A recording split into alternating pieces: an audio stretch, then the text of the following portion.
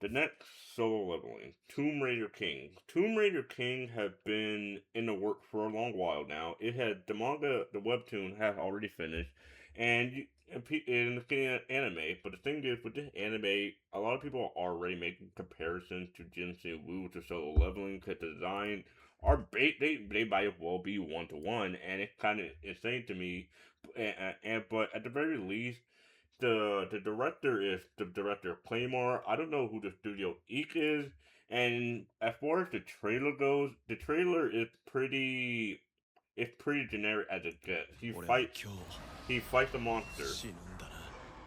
今回の任務は必ず成 I 功させ like ねば I'm under the impression he gets assigned this mission. だから They その代わり it's それ an に逃げる overpowered 星をや monster and they all just get wiped out.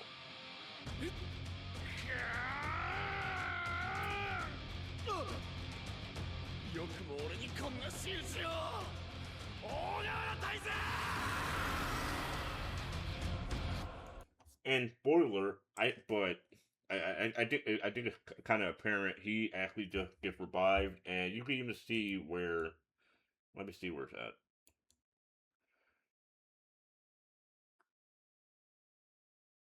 You can even see where he even has the little system akin to soul leveling. So it is very much similar to that, and it's very it's just not really. It's just not going to be able to meet that same level of quality of solo leveling. Like it's not going to be able to meet that same hype because people were so excited for solo leveling. I don't think they're going to catch bottle lightning in a bottle twice. It's just not that common and likely, and a lot of people are already ridiculing it. You could already see that people are just kind of tired of it. And speaking of this, I genuinely thought we were about to get a Tomb Raider anime because Tomb Raider has been making such a awesome, amazing comeback. But regardless, again, this came out 2016. It has already finished, and if for this anime to be already finished, and so it just now coming, they just want to like see if they could do something with the animation part of it, and I just don't think like maybe I'm wrong. I just don't think it'll be received that well. Cause not only is it similar to Solo Leveling, I'm gonna be honest. Korean adaptations have not been getting the treatment that deserves. Like I love webtoons. I think they're absolutely great, but they have not been received well. Like God of High School, amazing webtoon. I love God of High School. Terrible terrible adaptation. Same with Tower of God. Tower of God's first season, amazing. I don't know what they tried to do with the second season, but it did not try to work. And same with the others like Noblesse and Lookism. Those two were it was okay, especially Noblesse. That was a crime because it skipped so much content.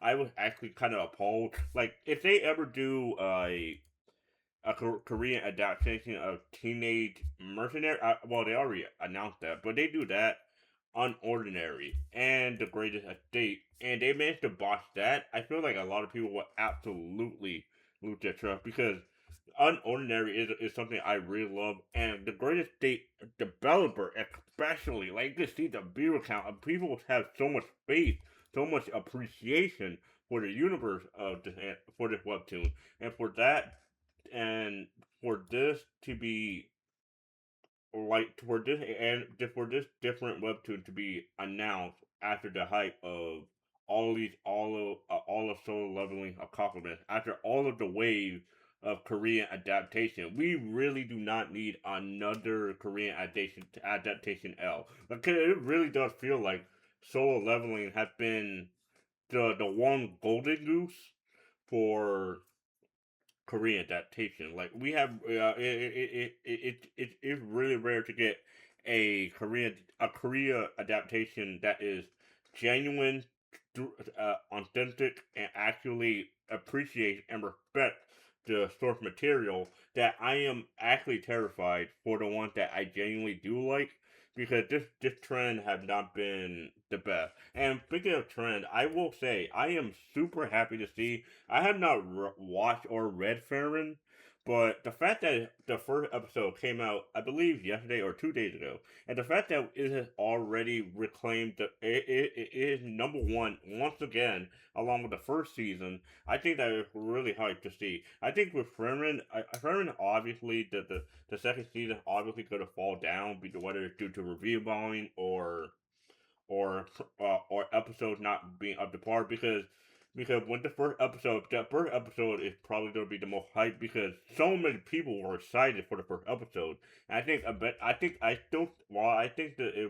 the review score will fall down. I still think it will absolutely stay in the top five because Forever is such a juggernaut IP that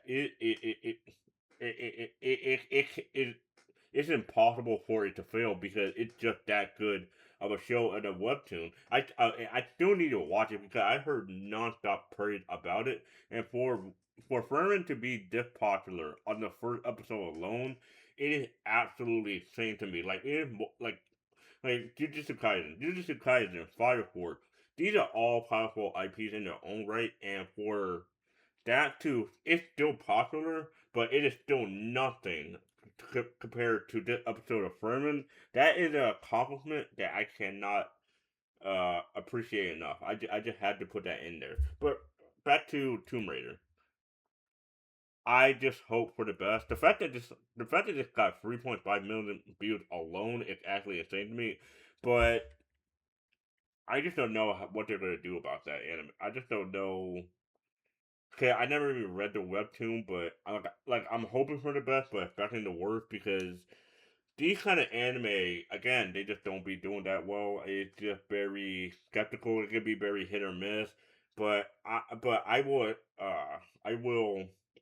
applaud the effort for them trying because it doesn't always have to be just the Japanese. Like all the animation can be appreciated when it's done correctly, whether it's Korea, whether it's Chinese or Japanese, etc., or American, whatever you want to call it. They can all be accessible. They can all be great. They can all be amazing in their own right.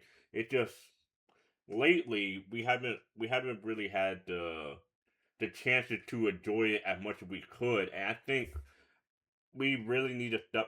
This anime could be a turning point in showing how good Korean webtoons are, and I'm hoping that really is the case. But regardless, I can. I'm gonna keep my eye on this anime.